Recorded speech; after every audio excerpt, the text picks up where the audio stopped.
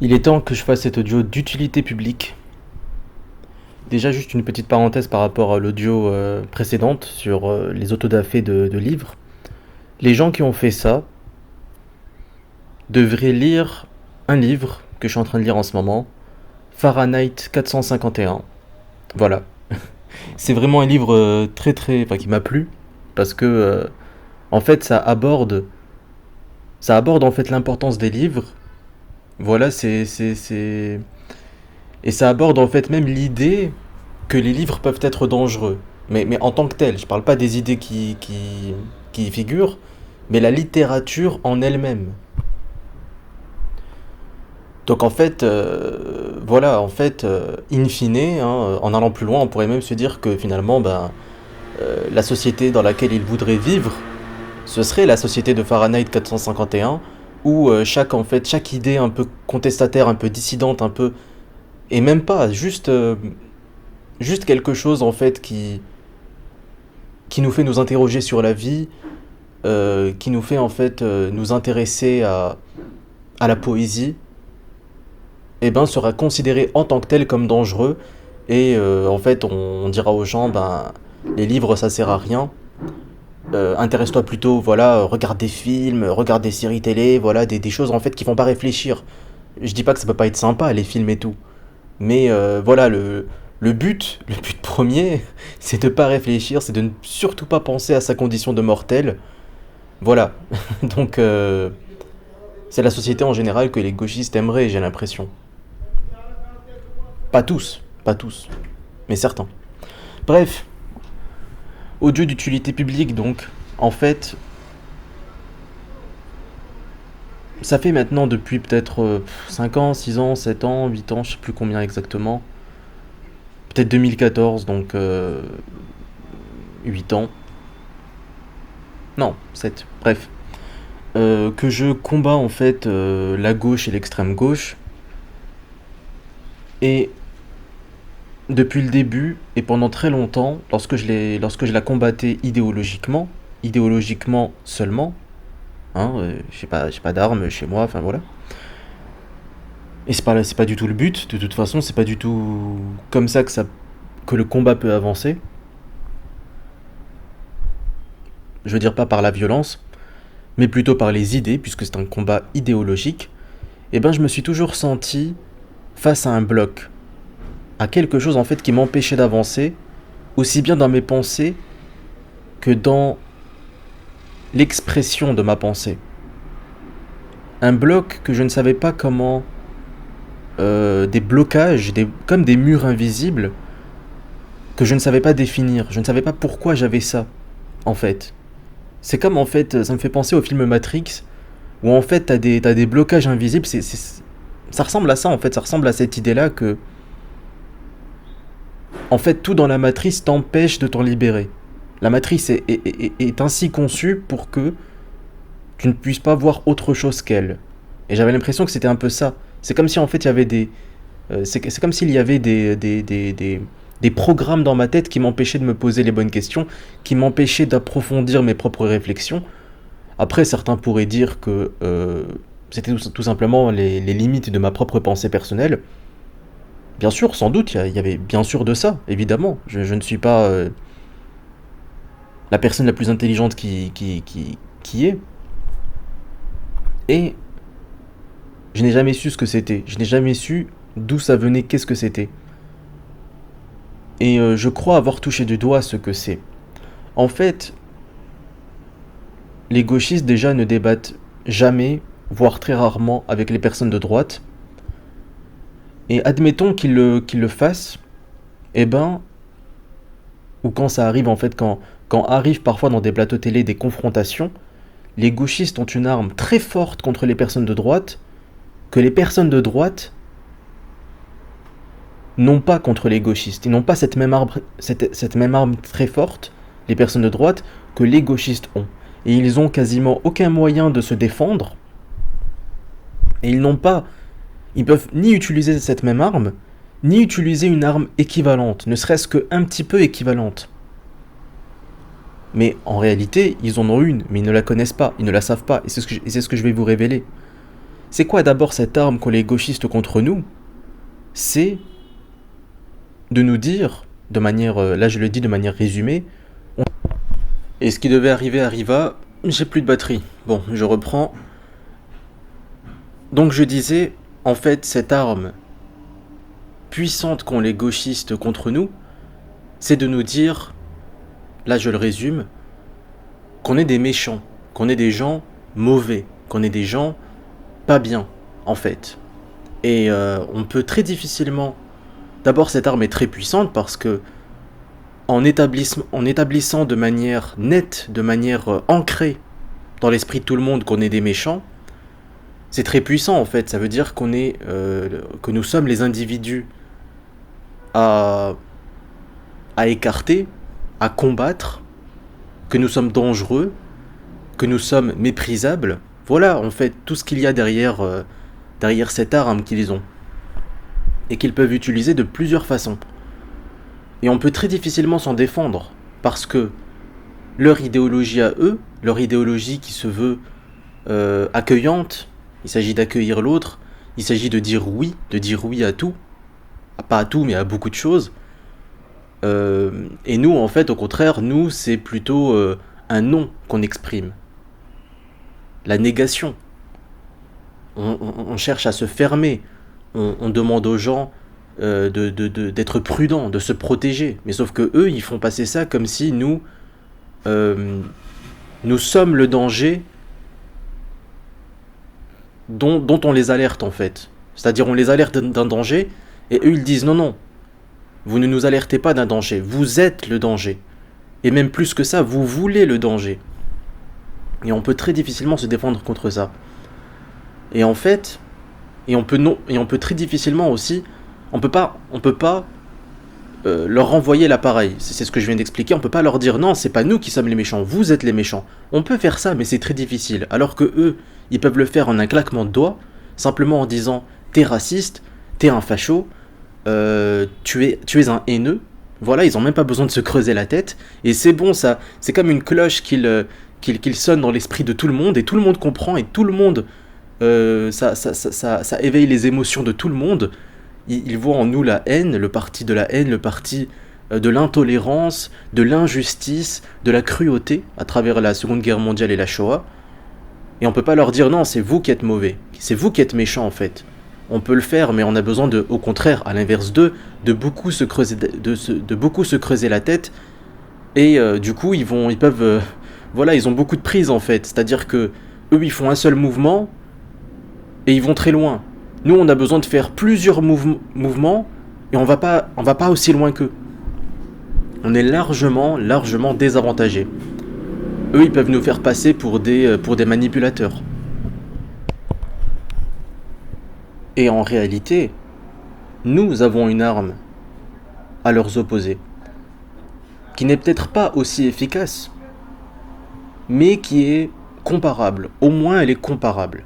Et c'est une arme équivalente en termes de sens, c'est-à-dire que on peut leur renvoyer l'appareil. C'est qu'en fait, qu'est-ce que nous sommes, nous? Effectivement, on est des personnes qui disons non, qui disons attention. Donc on passe pour des gens négatifs. Eux, ce sont au contraire, à l'inverse de nous, des gens positifs. Donc derrière la positivité, il y a le bien, il y a l'amour, il y a la justice, la paix, etc. Et du coup, on pourrait se dire, mais il n'y a que des valeurs bonnes qui sont attachées à eux. Eh ben non. Il y a une seule valeur mauvaise qui est attachée à eux, et qui leur correspond parfaitement. C'est que nous, si nous ressemblons, ou alors nous sommes, voilà, on peut argumenter et dire non, c'est pas juste une image, nous sommes vraiment des gens méchants. Eux, ils ressemblent énormément à des gens sectaires, tout simplement. Ce sont en fait des gens religieux. Et si vous vous intéressez à tous les comportements des gauchistes, à tous leurs discours, ce sont des gens sectaires, religieux. En fait, ça ressemble à une secte, leur truc. Ça ressemble en fait à un culte un peu malsain, à un culte qui veut embrigader les gens, qui veut leur faire... qui va les ruiner de plusieurs façons, pas forcément financièrement. Et voilà le fait que, en fait, les gauchistes ne veulent pas discuter avec nous, les personnes de droite, parce qu'on serait trop dangereuses. Ça correspond à un comportement sectaire. En fait, il faut comprendre ça. Et depuis que j'ai compris ça, les gauchistes m'énervent beaucoup moins. J'arrive à comprendre pourquoi il y a des gens qui, alors qu'on leur a rien demandé, ont besoin de signifier que non, moi je suis du parti du bien, je suis du parti de la gauche. J'accueille les migrants, j'aime les immigrés, j'aime les personnes étrangères. Pour moi, tous les êtres humains sont égaux. En fait, vu que le gauchisme est une religion, en réalité, c'est une religion qui n'a pas de Dieu, c'est une religion qui n'a pas des textes sacrés officiels, mais c'est quand même une religion. Et en fait, c'est exactement ça lorsqu'une personne dit qu'elle est de gauche. Elle dit « je suis un bon religieux, je suis un bon partisan ». Et c'est exactement ça. En fait, remarquez aussi que les religions et les sectes, c'est tout. En fait, il y a des codes qu'il faut accepter, qu'il faut adopter, des codes mentaux, tout un tas de codes. Et en fait, le but recherché, c'est toujours le bien. C'est toujours de se protéger contre quelque chose. C'est toujours d'atteindre une forme de pureté, en fait. Je ne vais pas faire la liste exhaustive de tout ce qui les fait ressembler à une secte. Pour moi, c'est pas que ça ressemble à une secte, c'est une secte. Mais je ne vais pas en fait faire la liste de tout ce qui les rend sectaires. Pas dans cet audio en tout cas. Je vais vous laisser vous la faire. Et depuis que j'ai compris ça, je me sens beaucoup plus libéré en fait. Je me suis libéré il y a peut-être un an, un truc comme ça, je sais plus exactement, du féminisme, au contraire de la lutte contre le féminisme, c'est-à-dire que j'ai compris en fait ce qu'était réellement le féminisme et ce qu'étaient réellement les femmes et les hommes aussi. Et du coup, en fait, je ne me bats plus contre le féminisme parce que j'ai compris maintenant, c'est bon, j'ai compris. Et ben c'est exactement pareil pour la gauche. Maintenant, je ressens beaucoup moins le besoin de faire des audios, je ressens beaucoup moins le besoin de me dire à moi-même que non, je ne suis pas, en réalité, je ne suis pas quelqu'un de mauvais, je ne suis pas quelqu'un de méchant, je ne suis pas un facho, je ne suis pas une personne qui souhaite la division, la haine, le chaos sociétal. C'est plutôt eux qui sont trop sectaires, qui ont ce besoin de pureté, et vu qu'ils ont ce besoin imminent de pureté, et ben la moindre chose qui s'en écarte, en fait, tu es quelqu'un de mauvais, d'horrible, en fait. C'est comme ça que fonctionnent les religions. C'est-à-dire que ils vont pas attendre que tu commettes un vol, commettes un crime, commettes un méfait réel. Simplement le fait de dire que tu n'es pas un bon religieux, c'est déjà grave. Simplement le fait de dire que tu n'es pas complètement un gauchiste, ça peut être déjà extrêmement grave, en fait. Ça marche, le gauchisme marche exactement comme une religion. Et les religions sont des sectes. Je ne suis, moi, personnellement, d'aucune religion. Et j'avoue, si t'es chrétien et que tu m'écoutes, ce sera très difficile d'écouter mon discours, parce que, effectivement, c'est ce que je dis. Le christianisme, en fait, c'est une secte. Je dis pas qu'il peut pas y avoir des choses bonnes dans le christianisme, mais c'est pareil pour l'islam, en fait. Il y a des choses bonnes dans l'islam aussi. Il y a des choses bonnes dans toutes les disciplines, je vais même dire, même dans le satanisme, il peut y avoir des choses bonnes. Il y a des choses bonnes partout. Alors, en fait, rien que comprendre là, je m'éloigne peut-être un peu, mais rien que de comprendre le symbole du yin et du yang, c'est-à-dire il y a du bien dans le mal et il y a du mal dans le bien, et ben tu comprends qu'en fait rien n'est foncièrement complètement mauvais, et à l'inverse rien n'est complètement foncièrement bon. Sauf que les sectes, les esprits religieux, contredisent complètement le symbole du yin et du yang. Pour eux, il y a d'un côté le bien et de l'autre le mal. Et le mal, il est mal, et puis c'est tout. Le bien, il est bien, et puis c'est tout. C'est-à-dire qu'en fait, il nie la diversité et la complexité du monde. Il nie le fait qu'en fait, la nature, aussi bien la nature au niveau de la forêt, des plantes, des paysages naturels, que la nature humaine, avance à travers un certain chaos. Il y a une forme de chaos, et c'est à travers ce chaos que la nature se construit. La nature n'avance pas en ligne droite. C'est l'humain qui veut avancer en ligne droite, qui doit se réveiller à 7 heures pour être au travail à 8 heures, pour travailler pendant 4 heures, ensuite il a sa pause déjeuner, voilà, il doit rester concentré devant son bureau, et même s'il n'est pas concentré, il doit faire semblant de l'être. C'est l'humain qui a envie d'avancer en ligne droite. Parce que l'humain est la forme la plus évoluée de notre monde connu. Je précise, je souligne, connu. Donc en fait, nous venons de cette nature chaotique et nous dirigeons vers une autre forme de nature différente et moins chaotique effectivement. Mais en fait, on est obligé pour avancer, pour bien avancer, on est obligé de ne pas nier cette nature animale qui est en nous. Bon là, je me lance un peu dans la philosophie, mais et je m'éloigne un peu, hein, là je fais carrément une digression, mais c'est ça en fait, les gauchistes, quand tu comprends, quand vraiment tu as bien intégré, parce qu'il faut l'intégrer, il faut pas juste dire oui, oui, c'est vrai, ouais, c'est vrai, c'est vrai que c'est une secte. Non, il faut vraiment l'assimiler, faut que tu le perçoives. Si tu le perçois pas et que tu ne fais que écouter mon audio et dire ouais, ouais, c'est vrai, t'as raison, ben en fait, tu seras pas libéré du tout. Tu seras encore là à te dire mais c'est dingue, mais comment ils peuvent agir ça? Comment ils peuvent agir comme ça? Mais comment ils peuvent agir comme ça? Mais c'est une secte, c'est une religion en fait, tu comprends pas? En fait, quand euh, toi, tu vas prendre 3 ans de prison parce que t'as insulté un noir de noir, tu lui as dit par exemple sale noir, et quelqu'un issu de la diversité, il va prendre 1 an de prison pour avoir violé une femme. Et t'as envie de dire, mais comment ça? Mais c'est totalement illogique. Pourquoi moi je prends 3 ans pour une insulte, et lui va prendre juste 1 an pour un viol? Mais oui, mais tu comprends pas. C'est ça les pensées sectaires et religieuses. C'est qu'en fait, ils ont leur propre logique. Et leur propre logique n'est pas logique, en fait. Elle se base sur des idéologies. Elle se base sur des principes. Et ces principes sont plus forts même que la réalité. Donc en fait, s'ils te disent que 1 plus 1, ça fait 4, eh ben, t'auras beau leur démontrer ce que tu veux, ils te le disent et puis c'est tout. Et soit tu es un bon croyant, soit tu es un mauvais croyant.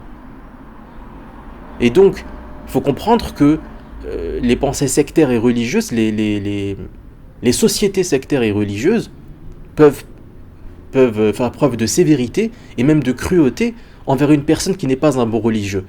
Mais imagine maintenant que tu t'opposes complètement à cette religion, que tu en sors complètement. Et bien forcément, ils ont envie de te tuer, ils ont envie de t'annihiler, ils ont envie de te supprimer. Ou alors ils ont envie de te convertir. Sauf que on ne convertit pas quelqu'un qui était dans la société et qui en est sorti. Dans l'islam, je prends l'islam comme un exemple, mais en fait, je ne devrais pas prendre cet exemple pour ne pas vous embrouiller et pour ne pas parler d'islam parce que c'est pas le sujet. Mais quand tu quittes la religion musulmane, le but maintenant, c'est pas de t'y ramener. Non, maintenant tu es un ennemi, tu es un opposant, tu es perdu. En fait, tu vois, c'est en fait quand les musulmans quand ils sont face à un chrétien, à un athée, à un juif même, à un bouddhiste, peu importe, à quelqu'un, à un non-musulman, ils veulent le convertir. C'est leur devoir de musulman d'essayer, au moins d'essayer, de le convertir. Mais si un musulman quitte la religion, ils savent qu'ils ne peuvent pas le récupérer. Ils ne peuvent pas. Et peut-être même qu'ils ne veulent pas, parce qu'en fait, tu as trahi quelque part. C'est pour ça qu'en fait, vu que dès l'enfance, on est éduqué, là je reviens au gauchisme, dès l'enfance, on est éduqué à être gauchiste. Moi, j'ai été gauchiste dans mon enfance et dans mon adolescence. Et ben, j'en suis sorti. Donc, ils vont plus essayer de m'y ramener. Ils savent qu'en fait, quand tu es dans la prison et que les murs de tes prisons sont peints avec des couleurs arc-en-ciel, voilà, il peint le plafond en bleu pour te simuler un vrai ciel. Voilà, ils vont peindre aussi de la fausse végétation. Et ils vont te dire que cette prison, c'est la réalité. Et quand tu sors de la prison, quand tu quittes cet endoctrinement mental, tu vas pas y revenir, tu vas pas troquer le véritable ciel, la véritable végétation, la véritable vie contre cette prison mentale. Tu ne vas pas y retourner en fait. C'est bon, l'arnaque en fait elle a pas prise sur toi, tu es sorti. Tu es sorti de tes chaînes. Donc ils savent très bien que tu vas pas revenir. Et c'est pour ça qu'il y a plein de gens en fait qui, face à notre discours, soit sont des gauchistes, c'est-à-dire il y a des gauchistes en fait, mais qui sont pas gauchistes à fond, ou des personnes qui ne sont même pas forcément gauchistes, mais qui réagissent avec indifférence face à notre discours, et même avec une espèce de mépris léger, parce qu'ils se disent mais qu'est-ce que vous faites? Mais pourquoi vous vous embêtez à nager à contre-courant? Ça sert à rien. Voilà, essayez de tirer votre épingle du jeu, essayez d'avoir votre petite place en société, mais ça sert à rien. de faire ce que vous faites, c'est-à-dire que vous essayez de transformer la société, de dire aux gens, mais non, mais réveillez-vous, sortez de votre endoctrinement mental. Et, point très important, je vais le dire maintenant que j'y pense, tout peut être un endoctrinement mental. Même nos idées à nous, même nos idées nationalistes peuvent être un endoctrinement mental, pardon, j'ai du mal à articuler. Je dirais même plus, ça l'a été en fait. Par le passé, le traditionnalisme, le nationalisme, c'était l'ancien endoctrinement mental. Donc en fait, il ne faut pas non plus que nos idées deviennent paroles d'évangile et qu'on se mette à rejeter tous ceux qui ne pensent pas comme nous, à les ostraciser, à les pointer du doigt. Le danger, il est même de notre côté, en réalité. Parce que c'est ça l'erreur. En fait, l'être humain, il a envie, il a cette espèce de fantasme de résoudre tous ses problèmes en une seule fois. Et du coup, il va prendre pour quelque chose qui est du bien, et il va en faire une règle générale. Et il va vouloir l'appliquer à tout et à tout le monde. Et c'est là où viennent les pensées, les disciplines, les confessions sectaires, en fait.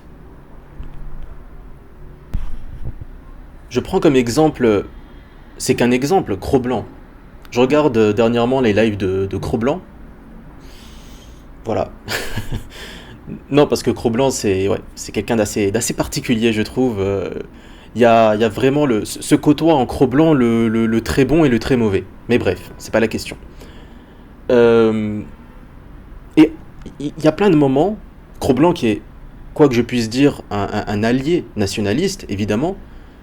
Et il y a plein de moments sur plein de ces lives où en fait il relève les pensées contradictoires des gauchistes et il a cette parole-là que nous tous nous pouvons avoir. C'est dingue, c'est quand même dingue ce genre de pensée, ce genre de contradiction, ce genre d'aberration gauchiste. Et moi je me dis, mais arrêtez les gars, mais comprenez que ce n'est rien d'autre qu'une secte en fait, ce n'est rien d'autre qu'une pensée religieuse. Imaginons un gars qui a peur. En fait, on vit dans un monde dangereux, dans un monde froid, dans un monde où les ténèbres sont omniprésentes. Voilà, je parle en métaphore. Imaginons une personne qui a peur, qui se sent totalement en insécurité dans ce monde, à tel point qu'il est prêt à signer un chèque en blanc à n'importe quelle pensée religieuse. C'est-à-dire que tu lui ramènerais le christianisme, il dirait « Ok, je signe, je deviens chrétien ». Tu lui ramènes l'islam, il dit « Ok, je signe, je deviens musulman ». Et tu lui ramènes le gauchisme, et il dit « Ben ok, je signe, je deviens gauchiste ». En fait, christianisme, islam ou gauchisme, ou toute autre pensée sectaire, qu'est-ce qu'elles ont en commun ? Elles ont en commun d'apporter une solution à la dangerosité de ce monde. Vu qu'ils apportent une solution, peu importe que ce soit ou pas la bonne solution, ils apportent une solution et une solution radicale. Une solution où ils disent, déjà le fait même de dire j'apporte la solution, c'est déjà en soi quelque chose de radical. Et ben du coup, qu'est-ce que ça produit comme effet ? Et ben c'est simple, c'est que c'est rassurant. C'est rassurant de dire, oui le monde est dangereux, oui le monde fait peur, oui le monde fait souffrir. Le monde est plein d'ennuis, plein de solitude, plein de pensées qui vont agresser. Et nous avons la solution. La solution, c'est l'islam. Ou alors la solution, c'est le christianisme. Voilà, c'est le chemin. C'est pas une solution, c'est plutôt un chemin. Voilà, c'est en fait, tu prends le chemin du christianisme, et là tu te sens bien. Parce que tu te dis, je suis sur le bon chemin. Je sais que je suis sur le bon chemin. Et bien le gauchisme, c'est un chemin aussi. En réalité, c'est un chemin athée, complètement athée. En fait, je ne dirais pas que c'est, ou peut-être que si, que c'est ce qu'a produit le produit en lui-même de l'athéisme. Peut-être que oui, peut-être que non. En fait, c'est pas la question. Quoi qu'il en soit, c'est ce qu'il faut comprendre, c'est que c'est sectaire et que quand tu comprends ça, tu arrêtes de relever chacune des contradictions gauchistes et tu arrêtes de souhaiter parler aux gauchistes parce que en fait, tu sais que c'est leur le principe même de leur gauchisme, c'est de ne pas discuter avec toi. Parce que s'ils discutent avec toi, ils se salissent. Est-ce qu'un chrétien irait discuter avec un sataniste ? Imaginons que tu rentres dans une église et que tu dis à un prêtre Moi, je suis sataniste. Voilà, moi, je suis en adoration face à Satan. J'aimerais donc avoir un débat avec toi, parce que toi, je vois que tu es chrétien, tu ne partages pas mon adoration avec Satan, et ben tu devrais me rejoindre en fait, tu devrais quitter le christianisme et me rejoindre. Est-ce que le prêtre dirait, ok, pas de problème, on va discuter, on va débattre. Peut-être, mais il y a peu de chances. Il y a beaucoup plus de chances à mon avis. Si la majorité des prêtres ne se comporteraient pas comme ça, alors là je retire ce que je dis. Effectivement, le christianisme n'est pas si sectaire que ça. Mais je pense que plus que la moitié des prêtres réagiraient en disant hors de mon église, sors de là. Je ne veux pas te voir, je ne veux pas te toucher, je ne veux pas même entendre le son de ta voix. Je ne veux rien avoir à faire avec toi. C'est comme si en fait il se salissait par son contact. Parce que c'est une pensée sectaire, c'est-à-dire en fait il est là, il veut pas salir, il veut rester blanc. Mais la nature n'est pas blanche. La nature a différentes couleurs. Dans la nature il y a de la boue, dans la nature il y a de la merde. Voilà, il y a tout ce qui peut se trouve dans la nature, des choses empoisonnées, des choses dangereuses. Tout simplement. Et quand même par la pensée, t'as pas envie de te salir, eh ben en fait, tu n'es plus responsable, tu es un enfant en fait qui suit un maître. Tu n'es pas toi-même maître de toi-même, tu n'es pas maître de ta propre pensée et de tes propres émotions. Donc il faut comprendre que les gauchistes, c'est le principe même du gauchiste de ne pas pouvoir débattre avec nous. Il faut comprendre aussi qu'on ne peut pas convaincre un gauchiste comme on convaincrait un esprit libre. Ils ne sont pas libres, ils sont emprisonnés. Donc en fait, il faut les laisser eux-mêmes abattre les chaînes qui les retient. Il faut eux. Deuxième, deuxième manque de batterie. C'est pas grave parce que ça m'a permis de réfléchir un peu. Je pense que le gauchisme est la fusion entre le christianisme et l'athéisme, en fait. D'ailleurs, il y a cette phrase. Ouais, je vous la mets en description parce que je l'ai qu'à moitié, donc ça sert à rien que je vous dise simplement la moitié que j'ai. Bon, ça termine par des idées chrétiennes devenues folles. Enfin bref. Ouais, je la retrouverai, je vous la mettrai en description. Donc, je vais conclure. En fait, avant, les pensées sectaires englobaient tous les individus de la société. Et les gens qui, comme nous, sortaient d'une manière ou d'une autre de ces pensées sectaires étaient ostracisés. Mais complètement. C'est-à-dire que nous le sommes ostracisés, mais c'est loin d'être aussi radical qu'avant. Avant, il y avait ce qu'on appelait l'excommunion. Ou l'excommunication, je sais plus. Bref, avant, en fait, t'étais en marge de la société. C'était la mort pour toi, même. Maintenant, c'est plus le cas. Plus de manière aussi radicale, en tout cas. Il n'y a jamais eu, en réalité, dans l'histoire de l'humanité, il n'y a jamais eu autant de gens qui se détachent de manière aussi massive de la pensée générale. Donc en fait, il faut voir le verre à moitié plein. Et en fait, ça sert à rien de dire à un gauchiste mais non, mais tu comprends pas en fait la réalité, tu sais pas que ceci, cela. En fait, dans les prisons, il y a bien plus de personnes issues de l'immigration que de personnes autochtones, c'est pas normal. Alors qu'ils sont pas majoritaires dans la population, donc ça montre bien qu'ils sont beaucoup plus violents.